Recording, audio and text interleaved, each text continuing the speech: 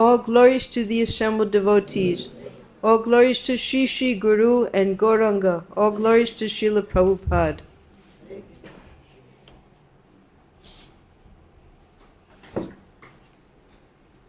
Hare Krishna. Today we're continuing with the reading of Srila Prabhupada Lilamrita, written by His Holiness Satsvarup Das Goswami. We're on volume 2. We're on the chapter entitled Breaking Ground. We completed last week the background to when the lawyer, the advocate, Mr. Stephen Goldsmith, brought the incorporation papers to 26 2nd Avenue one evening on July 11th, 1966. So today we're going to hear the 7 purposes of the International Society for Krishna Consciousness that were compiled by Stephen Goldsmith from the Constitution and from the League of Devotees prospectus that Prabhupada gave him to form the incorporation papers. So the first of the 7 purposes, A, to systematically propagate spiritual knowledge to society at large and to educate all peoples in the techniques of spiritual life in order to check the imbalance of values in life and to achieve real unity and peace in the world. So this number A, in 1950, Srila Prabhupada was still in India, and at that time, the deputy prime minister was Dr. Sardar Patel.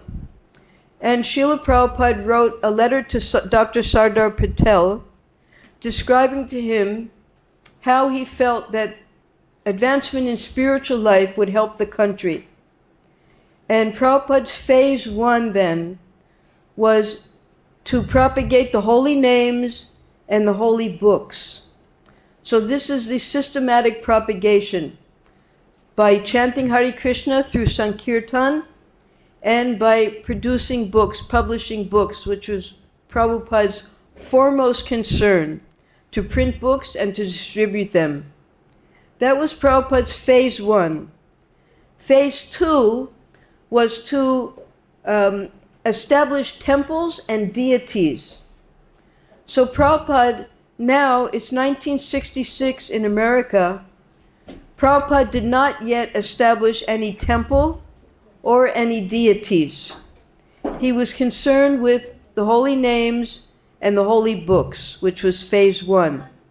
But as the society developed, then temples were established and deities were installed. Now Prabhupada explained to Dr. Sardar Patel, phase 3, Mataji?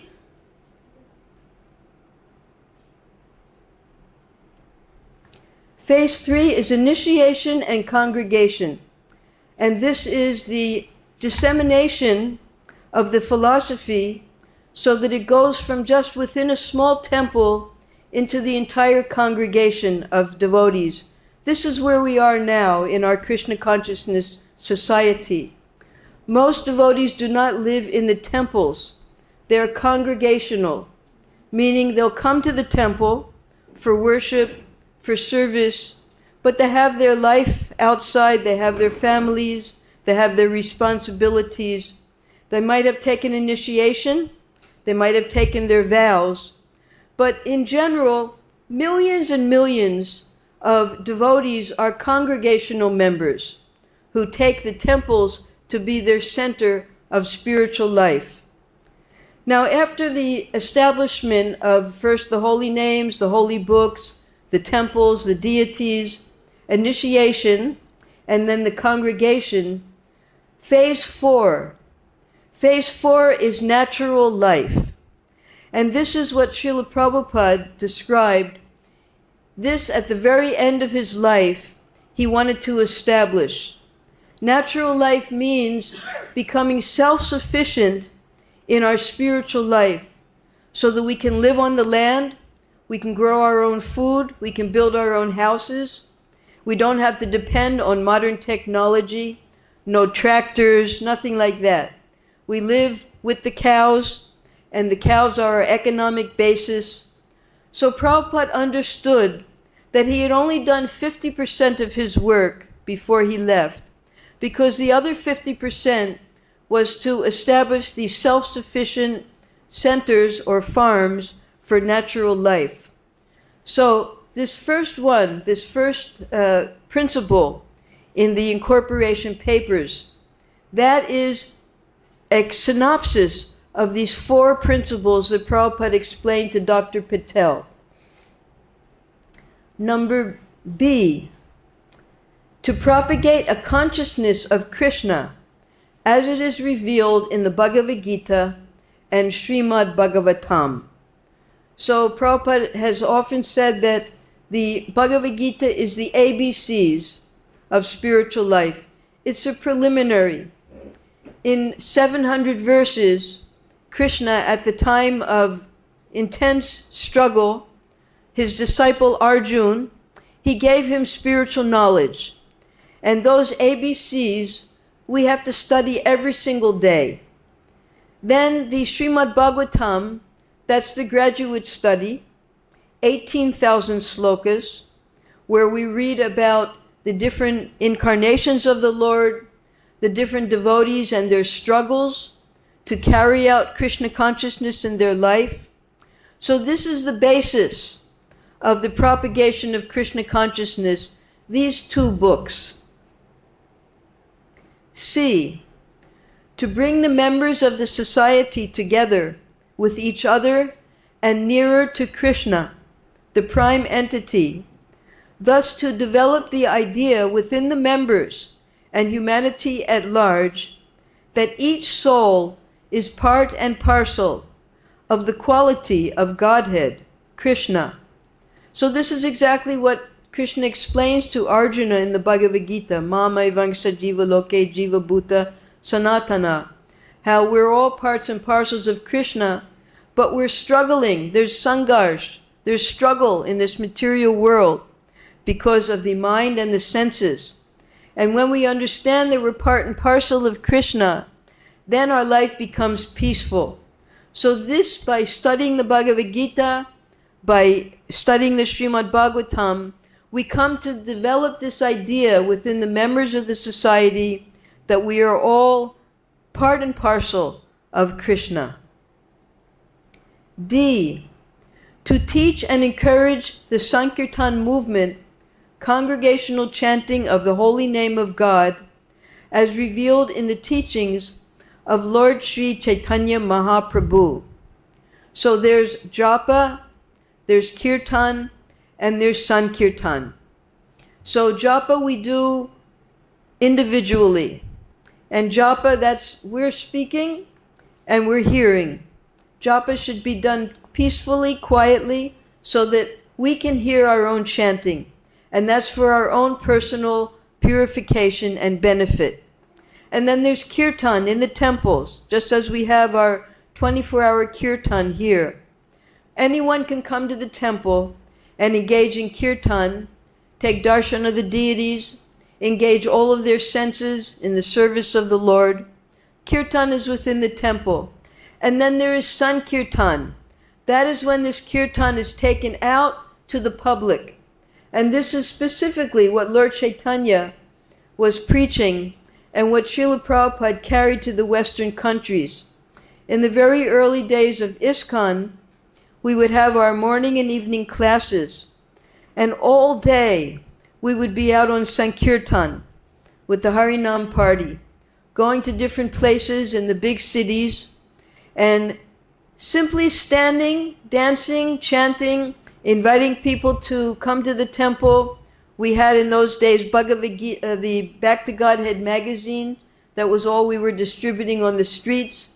There was the Sankirtan party, and then a few devotees would be wandering around the Sankirtan party, distributing Back to Godhead magazines, handing out invitations to the Sunday Love Feast and to the Bhagavad Gita classes Monday, Wednesday, and Friday.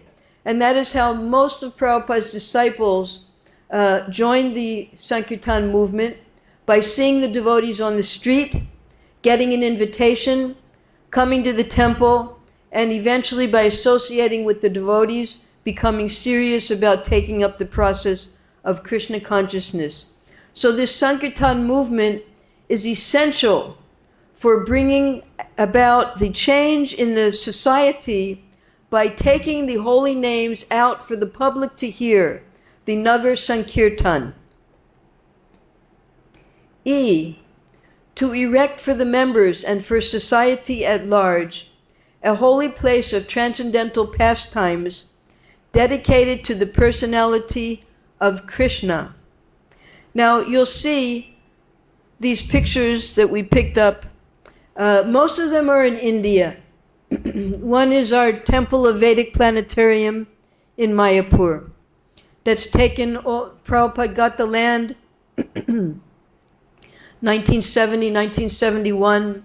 Now it's 2024, and we're still struggling to establish this temple, because this is the world headquarters where Lord Chaitanya's birthplace is, and Prabhupada, he wanted to establish a city for 10,000 devotees there. And if you go to visit Mayapur, how many have gone to visit Mayapur here? Almost everyone. In Mayapur, it's really a city. The temple is in the center. Everyone's life is centered around the temple. We have different schools for the children. We have shops for everything you need. Many, many homes. Everyone doing their services with the temple in the center. Then we have the Bombay Temple. Bombay Temple, Prabhupada envisioned that even before he went to America. He picked out the land, because when he would go to Sumati Murarji's house, he would see this beautiful land, and he decided this would be the perfect place for a temple, even though it was outside of Bombay proper. Then we have the Delhi Temple. So Delhi Temple, Prabhupada established the first Delhi Temple 1970. It was just near the airport. And from there they moved to different places, all on rental basis. From Shantinagar, they moved to Bengali Market, to Lajpat Nagar, then to Greater Kailash. And then finally the government gave us land on the area of Delhi called Govardhan. It's a hill just like Govardhan. And a beautiful temple was built there, and now we have 18 temples in Delhi. Because Prabhupada told us that the most important city in all of Asia, the cultural center, the cultural capital of Asia, is Delhi. So Prabhupada very much encouraged our preaching in Delhi. Then of course we have our Vrindavan temple. This was something that Prabhupada, from the very start, from 1966, he wanted a center in Vrindavan so that he could bring his foreign disciples there, because he could understand in advance that no one would welcome them, being mlechas and yavanas. So he wanted a place just for his foreign disciples and for the life members of ISKCON. And that is why this temple was constructed. Over on the far right, we have the Noida temple. Noida is NCR, we know, one of the temples expanded from our Delhi preaching. And in the bottom center, we have New Vrindavan. New Vrindavan is in America. New Vrindavan was hand-built by all of the devotees. Can they see this screen? Okay. Hand-built by the devotees. Everything done by the devotees themselves. A beautiful, beautiful temple there called Prabhupada's Palace of Gold. But the first temple that Prabhupada established, of course we have 26 2nd Avenue, but that was just a little storefront rented. The first temple Prabhupada established was in Los Angeles. They purchased an old church, and they made that into a beautiful temple. And then from there, Prabhupada called the devotees to come there to get training. They would get trained in cooking, in deity worship, in management, in dramas, all of the different arts and the different sciences needed to open temples all around the world. So Prabhupada at that time, in the early 70s, up to 1970, and even after that, Prabhupada considered Los Angeles to be the world headquarters of ISKCON. And then from there, hundreds and hundreds of temples were established around the world. When Prabhupada left this world, there were 108 temples that he had established. F, to bring the members closer together for the purpose of teaching a simpler and more natural way of life. So there are two different avenues here. One is Sankirtan. Sankirtan we do in the cities so that the maximum number of people can hear the holy name and receive a book. But then Prabhupada wants a natural way of life. Well, city life, that's in the mode of passion, Prabhupada explains. That mode of goodness is the forest. Mode of passion is the cities. And to live in a brothel where the four regulative principles are being broken, that's in the mode of goodness.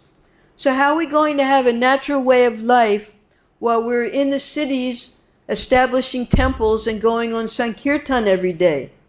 So the next thing Prabhupada did was he established the farm communities all over the world. The first being at West Virginia, New Vrindavan. He wanted New Vrindavan to be a replica of the original Vrindavan with 7 major temples, the cows being taken care of, the children all being brought up there in Krishna consciousness. So Prabhupada, he set models up, model societies for both temple living and natural living on farms. That's number F. E, whoops, wait a minute, I went the wrong direction. G, with a view towards achieving the aforementioned purposes, to publish and distribute periodicals, magazines, books, and other writings. So Srila Prabhupada, at the time when this paper, the incorporation papers were drawn up, Prabhupada had nothing. He had about $200 in his bank account, and he had just rented a few days before, on July 1st, a little storefront and a little 1-2-room apartment for him to live in. He had very few books. He had the 3 books that he had printed in India. He had many, many plans. And his plans were to print thousands and crores of books. And the way he started it was, as soon as he got an established place in New York, first in Boston, the first press, ISKCON Press, Prabhupada sent Satsvarup Maharaj to Boston to open a temple and to start a printing press. And from there, we printed Srila Prabhupada's books. And then that printing press was brought to New York City. And we had the temple, a nice beautiful temple in a part of New York City called Brooklyn.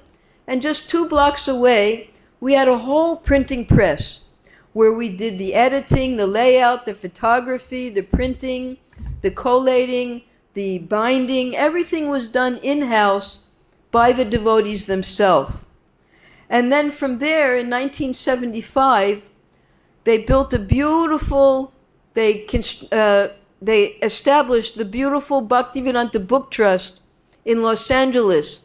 And all of the devotees who were serving in the ISKCON Press moved to Los Angeles, from where hundreds of thousands of books were printed and distributed all over the world. So this is just the seed, one little sentence, and from that, millions of books were distributed. Regardless of what ISKCON's charter members thought of the society's purposes, Prabhupada saw them as imminent realities. As Mr. Rubin, a subway conductor who had met Prabhupada on a Manhattan park bench in 1965 had noted, this is a subway conductor. You know, we have the metros. So in New York, they have extensive subway systems, underground. Everything is underground. 3 levels of subways underground. So he was a conductor on one of those subways. When he wasn't working, he would go and sit at a particular bench in the park. And he met Prabhupada there. And Prabhupada, Mr. Rubin said, he seemed to know that he would have temples filled up with devotees. And Prabhupada told him, there are temples and books, he said. They are existing. They are there.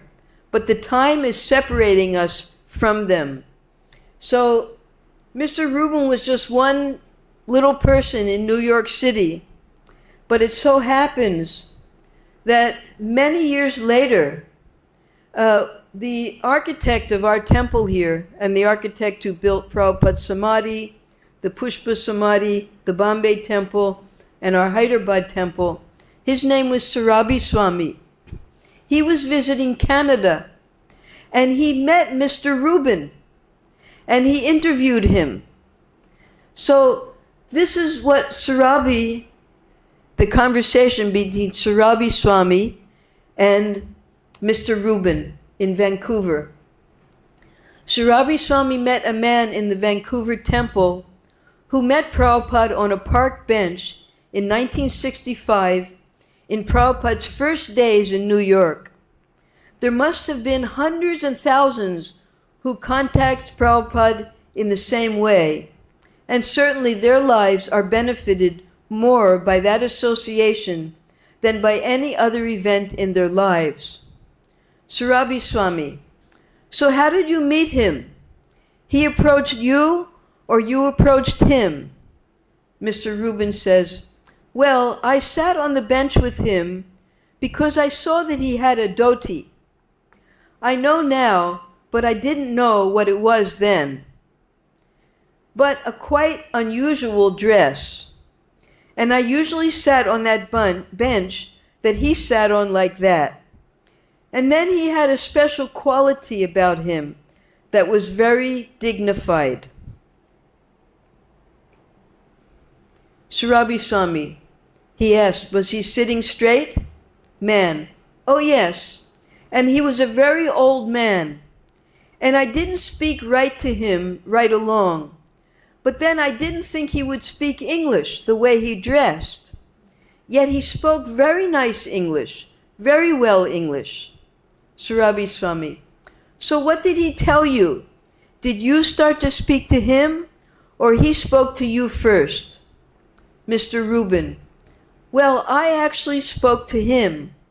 I asked him if he was from India, and he said yes. He had just come from India. This was a few days here, a day here. So this is 1965. Prabhupada went to New York in September, and then he went to move there in October. I think it was a day before. He was saying he was coming by boat, long trip. Surabi Swami, what else did he say the first day you met him? Mr. Rubin, the first thing off bat, he starts speaking spiritual things right away. There are the temples here. We have temples like that. Surabi Swami, where? In India? Mr. Rubin, no. We have temples here, he said, but it is not the time yet to open them, to enter them. We have temples, we have farms. Then he mentioned books. He said there are a lot of books, yet they are not open yet. They are not read yet. There is a time that is separating. So this is Srila Prabhupada.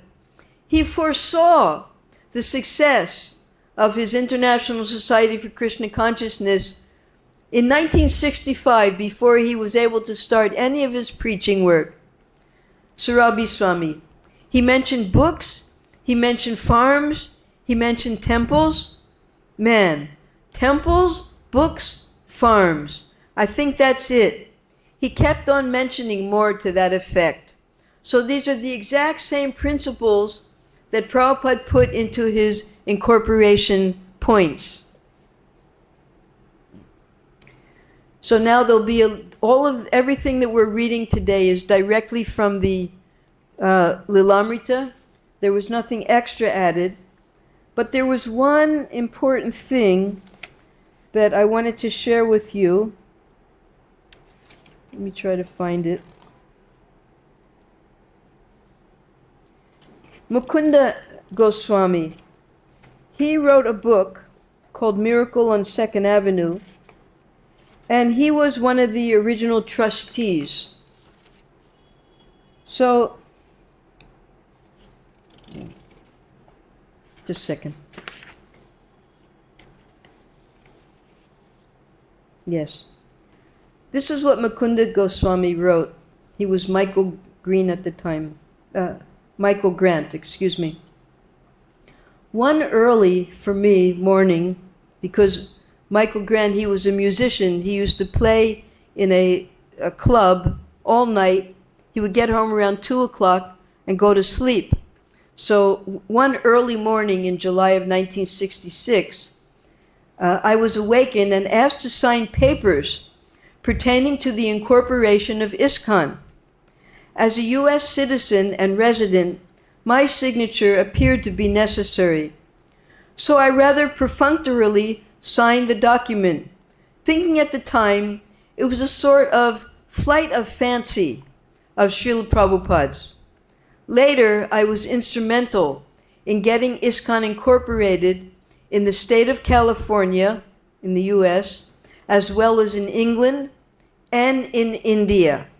So Michael Grant, he thought that Prabhupada's making of an incorporation, a religious society, was just a flight of fancy, because all Michael Grant saw was that Prabhupada was holding classes, holding kirtans. He didn't see how from that a whole society would be created. But he was instrumental taking these incorporation papers after it was approved in New York. He took these same papers to California, and then they were taken to England when he went to open the first temple in London. And then the same papers were brought here to India, to Bombay, all to establish ISKCON around the world. So these 7 principles that we read about ISKCON were used to establish ISKCON all over the world. So now Satsrup Maharaj is describing a little more detail about these 7 purposes. The first purpose mentioned in the charter was propagation. Preaching was the word Prabhupada most often used. For him, preaching had a much broader significance than mere sermonizing. Preaching meant glorious, selfless adventures on behalf of the Supreme Lord. Lord Chaitanya had preached by walking all over southern India and causing thousands of people to chant and dance with him in ecstasy. Lord Krishna had preached the Bhagavad Gita while standing with Arjuna in his chariot on the battlefield of Kurukshetra. Lord Buddha had preached, Lord Jesus had preached, and all pure devotees preach. So preaching means propagating. Propagating, Prabhupada called it preaching. And preaching means to take the message of God and share it with others. So from the beginning, the earliest, of course, was Krishna. Krishna and Arjuna were standing in the middle of a battlefield with 18 million soldiers there. And because the soldiers at the time of death were looking at Krishna, they were all liberated. Those who recognized Krishna as a Supreme Lord, they were able to go back to the spiritual world. And those, just by seeing him, if they even considered him to be a great personality, they were able to get liberation. So Krishna was preaching right on the battlefield. Lord Buddha, 2,500 years ago, he was predicted to appear in the Srimad Bhagavatam, his father's name, the city, everything was there. And what he would preach was also predicted, because at that time, the Vedas had been rejected. Buddha himself rejected the Vedas because he wanted to stop the animal slaughter that was being promulgated from the Vedic scriptures. So he stopped the people from following the Vedas, and he taught them the principles of nirvana and of nonviolence, and that was Buddhism. So secretly, all those who followed him, because he was an incarnation of the Supreme Lord, they were also worshiping the Supreme Lord as Lord Buddha. And then came Lord Jesus Christ, who Srila Prabhupada, he explains that from Krishna, we get the word Christo and the word Christ. So he came to give the same message of love of God and the Son and the Father, and how we can approach the Supreme Lord through love. Then finally, about 500 years ago, Lord Chaitanya came, also predicted in the Shastras that he would appear in Kali Yuga. And he gave this message in Kali Yuga because in Kali Yuga it's very difficult. The four principles of Dharma are all destroyed: truthfulness, mercy, austerity, and cleanliness. So because the people are dull-minded in Kali Yuga, the main teaching that Lord Chaitanya gave was the chanting of Hare Krishna and Sankirtan, where everyone could join together without any previous qualification, birth, caste, education. Nothing was necessary. One simply chants the holy names of the Lord, and by this chanting, one can attain the perfection of spiritual life. So these were all preachers. They were either incarnations of the Lord directly, or they were associates of the Lord, Shaktavish avatars, such as Lord Jesus Christ and Lord Buddha. So this is preaching.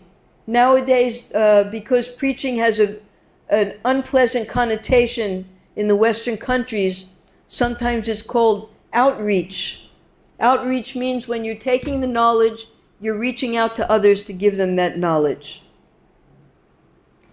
ISKCON's preaching would achieve what the League of Nations and the United Nations had failed to achieve: real unity and peace in the world.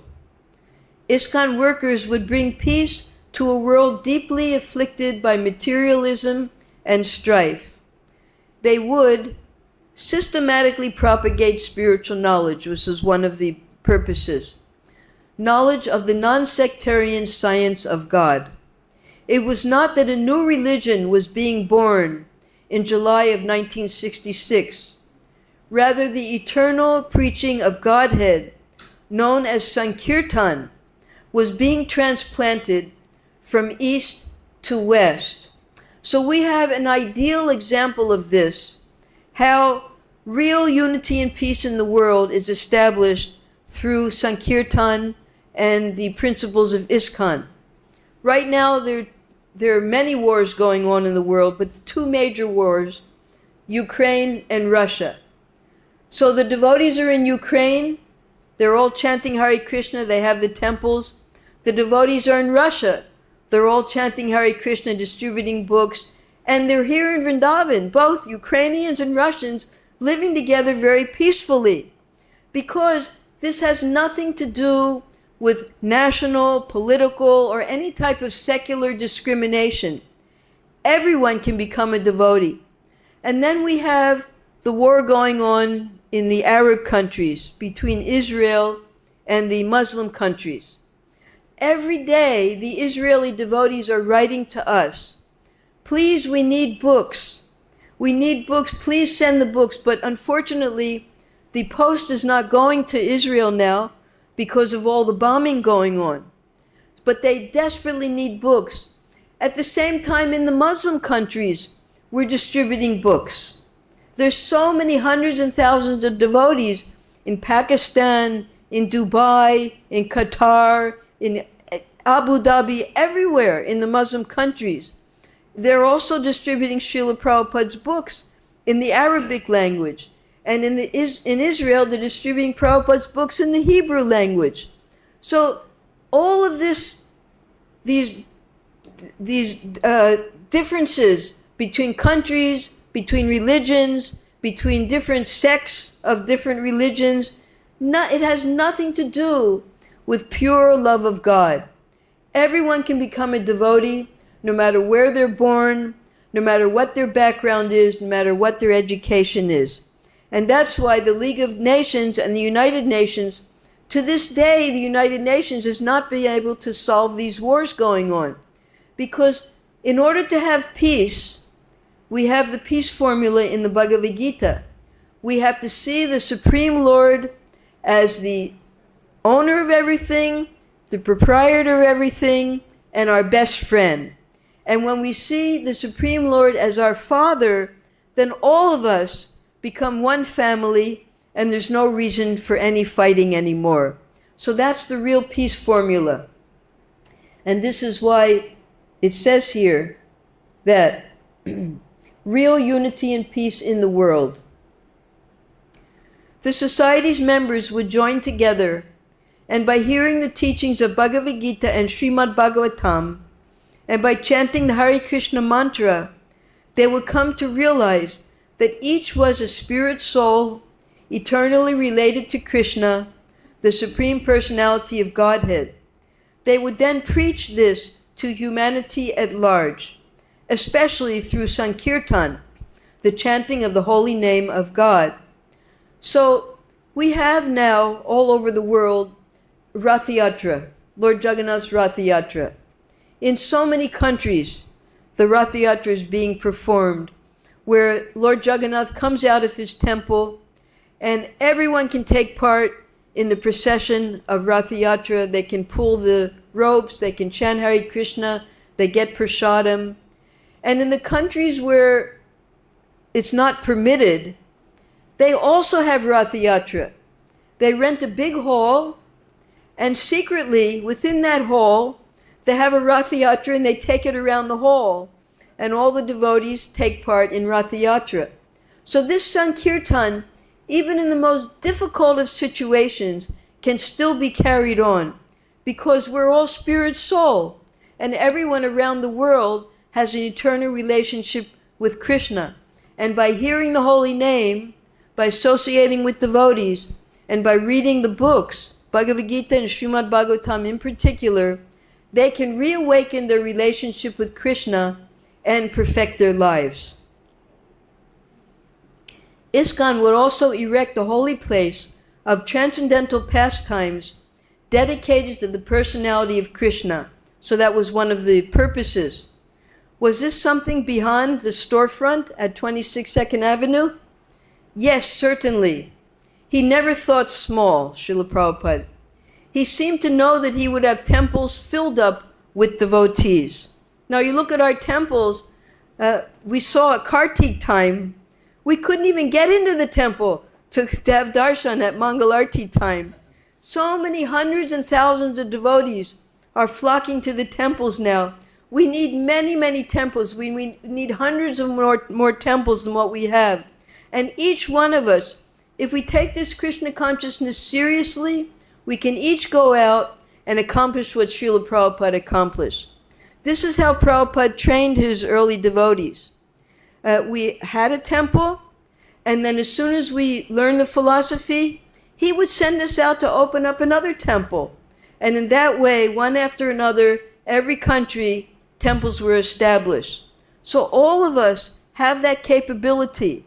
If we take the philosophy seriously, proper association, learning from the senior devotees how they did it, then you also can do it. He wanted ISKCON to demonstrate a simple, more natural way of life. Such a life, Prabhupada thought of the villages of India, where people lived just as Krishna had lived, was most conducive to developing Krishna consciousness. So this was the last phase 4 that Srila Prabhupada explained. It's phase 4 Because first we need to preach in the big cities and help the masses understand who Krishna is. And then when people become devotees, they can set up farm communities and start living according to the Vedic culture.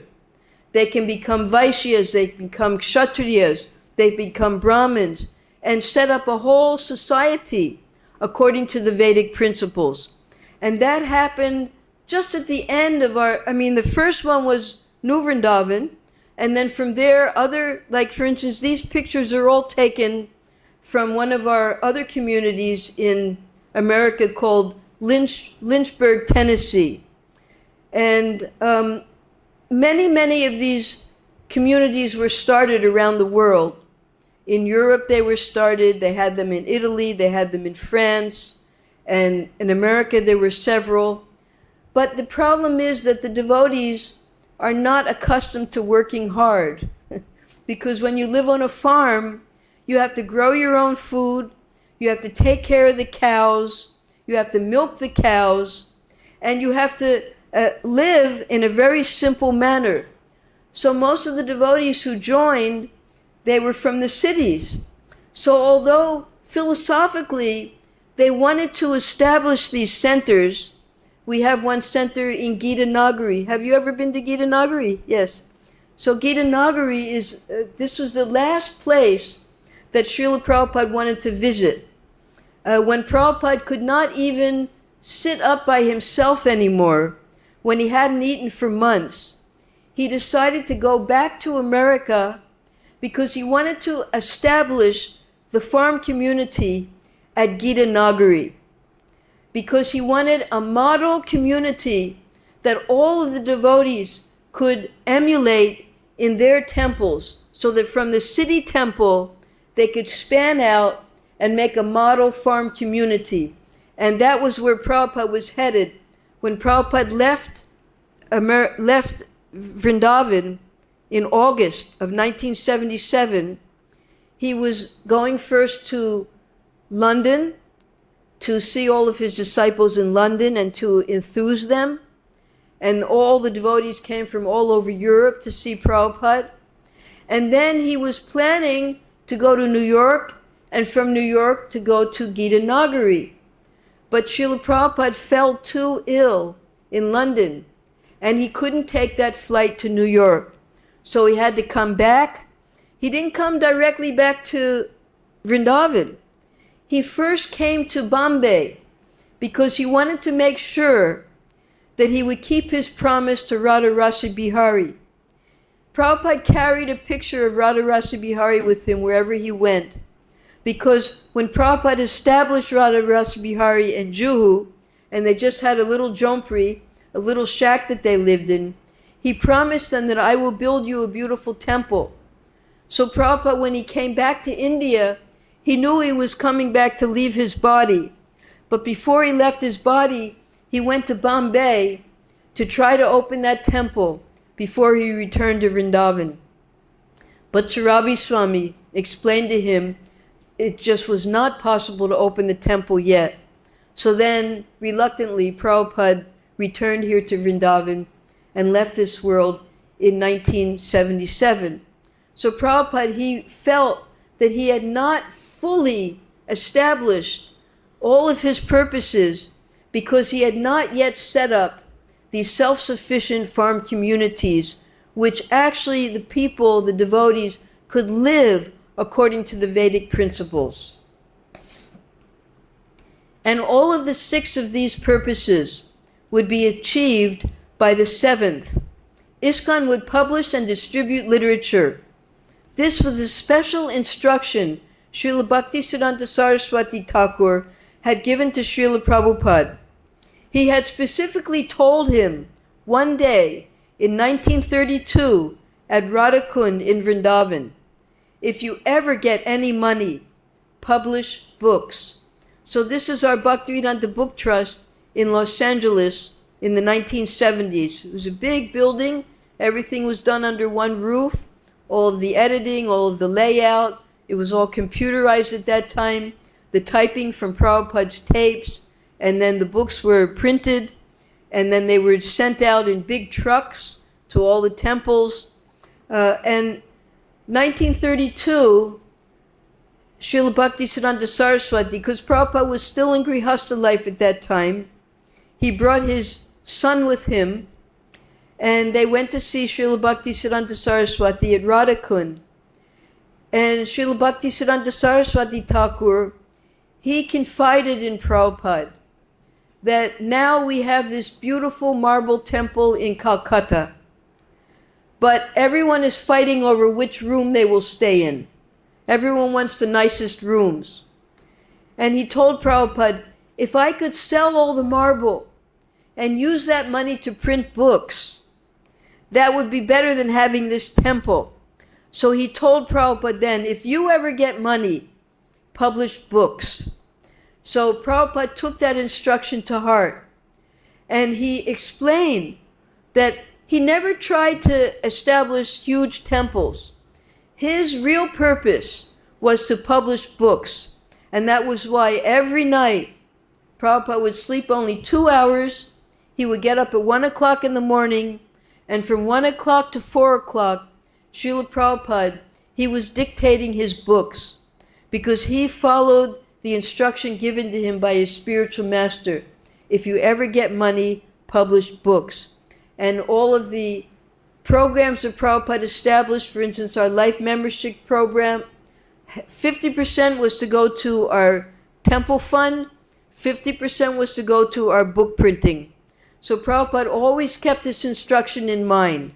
If you ever get money, print books. Our whole society is based on this book production and distribution. Certainly, none of the signers saw any immediate shape to the Swami's dream. Yet these 7 purposes were not simply theistic rhetoric invented to convince a few New York State government officials. Prabhupada meant to enact every item in the chapter. So the few devotees, as Michael Grant Mukunda described, they thought that this was just a flight of fancy. They couldn't understand that Prabhupada was actually going to accomplish all of these 7 purposes once they were incorporated. Stephen Goldsmith, he took the League of Devotees prospectus, he took the Constitution, he condensed it into the 7 purposes, and Prabhupada had every intention of fulfilling each one of those purposes. Of course, he was now working in extremely limited circumstances. The principal place of worship, located at 26 2nd Avenue in the city, county, and state of New York, was the sole headquarters for the International Society for Krishna Consciousness. Yet Prabhupada insisted that he was not living at 26 2nd Avenue, New York City. His vision was transcendental. His Guru Maharaj had gone out from the traditional holy places of spiritual meditation to preach in cities like Calcutta, Bombay, and Delhi. And yet, Prabhupada would say that his spiritual master had not really been living in any of those cities, but was always in Vaikuntha, the spiritual world, because of his absorption in devotional service. So Srila Prabhupada would say in his lectures that actually I am still in Vrindavan, because his consciousness was in Vrindavan, although he was sitting in New York City. So this little storefront, it was just like an embassy. Prabhupada would call the temples embassies of the spiritual world. Just like if you want to go to another country, you have to go to the embassy and you have to fill up a form, a visa application, and you have to qualify yourself. And if you're qualified, they will grant you a visa to go to that country. So our temples are like embassies to the spiritual world. We come here, we have to qualify ourselves to get the visa. And even in Sanskrit, visa means to enter. It's a Sanskrit root. So if we want to enter the spiritual world, we have to first go to the embassy, we have to do our application, we have to qualify ourselves, and then we can get entrance into the spiritual world. So this was the first embassy that Prabhupada established at 26 Second Avenue. And after this, Michael Grant and his wife at that time, they were initiated as Mukunda and Janaki. They wanted to go to India. And they were going to go first to the West Coast, where they came from. And Prabhupada requested them that, why don't you open a temple when you're there on the West Coast in San Francisco, because that's where all the hippies were at that time. So that was the second temple in San Francisco. And then from there, Montreal, Santa Fe, Los Angeles, Boston, Washington, and then Prabhupada sent devotees to England, to Germany, to France. Gradually, all the devotees that Prabhupada had trained in these first seed temples of 26 Second Avenue and then San Francisco and Los Angeles, he sent them all over the world, to Hong Kong, to Australia, and then eventually he sent them back to India with him to open temples here. So this is all Prabhupada's transcendental plan.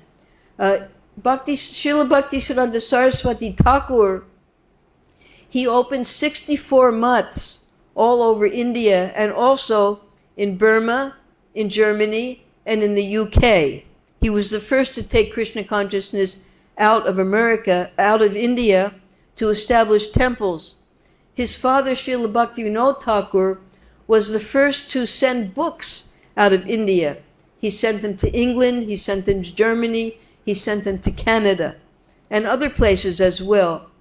So this was the fulfillment of the parampara, that Srila Prabhupada finally was establishing Krishna consciousness in every town and village of the world through this incorporation of ISKCON.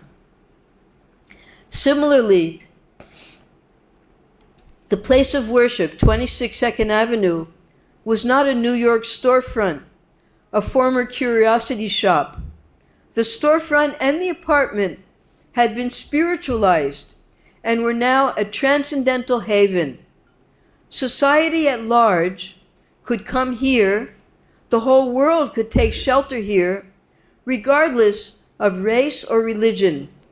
Plain, small, and impoverished as it was, Prabhupada regarded the storefront as a holy place of transcendental pastimes dedicated to the personality of Krishna. It was a world headquarters, a publishing house, a sacred place of pilgrimage, and a center from which an army of devotees could issue forth and chant the holy names of God in all the streets in the world.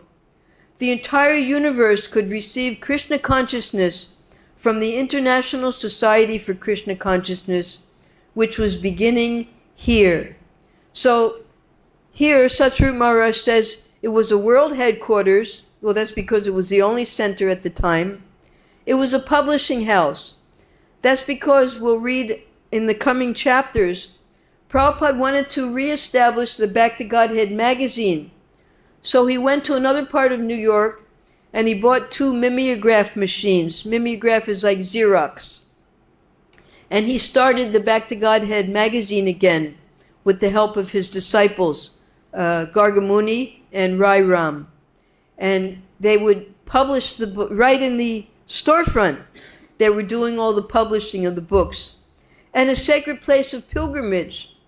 Well, I remember the first time I went to the New York temple. For us, it was like a pilgrimage. We were coming from our small little temples all around America, and we would go to New York, and we would consider that to be just like going on a pilgrimage to Prabhupada's first temples. And a center from which an army of devotees could issue forth and chant the holy names of God in all the streets in the world. So many of the devotees that Srila Prabhupada initiated at this first temple, 26 Second Avenue, were the ones that Prabhupada sent out all over the world. For instance, Brahmananda, who was the first temple president, he sent him to Pakistan. Then he sent him to Africa. He wanted to make the whole continent of Africa into devotees. And then Hansaduta, he was sent to Germany. Burijan, he was sent to Hong Kong and to Australia.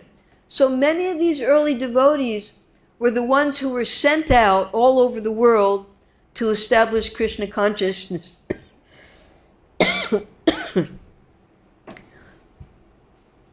So this was the end of the section about the incorporation.